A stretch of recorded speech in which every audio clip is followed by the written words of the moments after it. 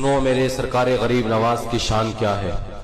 भारत की सरजमीन है, पंडित का घराना है, पंडित की एक लड़की है।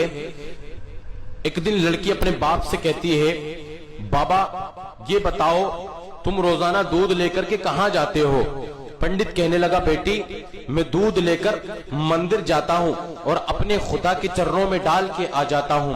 बेटी कहने लगी, बाबा ये तो बताओ क्या वो दूध पीते हैं। बाप कहने लगा, पंडित ने कहा, बेटी पत्थर भी कभी दूध पीते हैं। बेटी ने कहा, बाबा कल दूध लेकर के मैं जाऊंगी, मैं अपने खुदा को दूध पिला करके आऊंगी। जब बेटी ने इतना कहा था, पंडित ने कहा, बेटी ये बात तो ठीक है दूध तू लेकर के जाएगी, लेकिन ये बात ना कह कि तू दूध पिला करके आएगी। बेटी पत्थर की कभी दूध नहीं पिया करते हैं, पत्थर की मूर्तियां कभी दूध नहीं पिया करती है। लेकिन बेटी ने कहा, इसरार किया, बाबा आप इजाजत तो दे। जब इतना कहा, पंडित ने कहा, चल बेटी ठीक है जैसी तेरी मर्जी। जब दूसरा दिन आया, पंडित की लड़की अपने हाथों में दूध का प्याला लेती है और मंदिर में जाती है। मंदिर में जाने के बाद में दूध के प्याले को मूर्ति के सामने रख देती है और रखने के बाद कहती है, अगर तू मेरा खुदा है तो इस दूध को पी ले, वरना मैं तेरे सामने अपने सर को पटक पटक करके जान दे दूंगी। लड़की ने जब इतना कहा, मूर्ति ने कोई जवाब न दिया,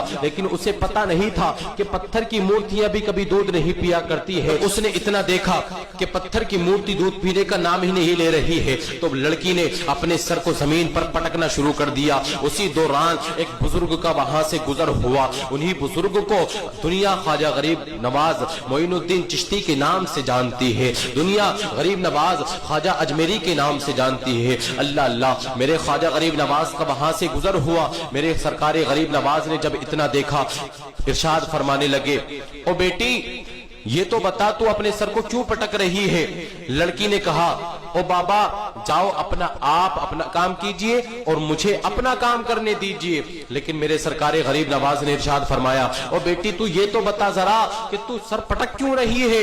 लड़की ने कहा कि ये मेरे खुदा है और मैं इनको दूध पिलाने के लिए आई हूँ। मैंने इनसे कहा है कि या तो दूध पी लो, वरना मैं अपने सर को पटक पटक के तुम्हारे सामने जान दे दूंगी। मेरे ख्वाजा गरीब नवाज मुस्कुराते हैं और मूर्ति की तरफ पढ़ते हैं, मूर्ति के पास में आते हैं, मूर्ति के कान को पकड़ते हैं और कहते हैं, अरे दूध पी क्यों नहीं लेता है, देखता नहीं है तेरे सामने लड़की सर पटक रही है, लड़की के माथे से खून निकल रहा है, तो दूध पी क्यों नहीं लेता है। इतना कहना था। मेरे ख्वाजा गरीब नवाज ने इतना इरशाद फरमाया, मूर्ति के अंदर जान आ जाती है, पत्थर की मूर्ति में जान आ जाती है। पत्थर की मूर्ति अपने हाथों को आगे बढ़ाती है, दूध के प्याले को उठाती है और दूध पी लिया जाता है। मेरे सरकार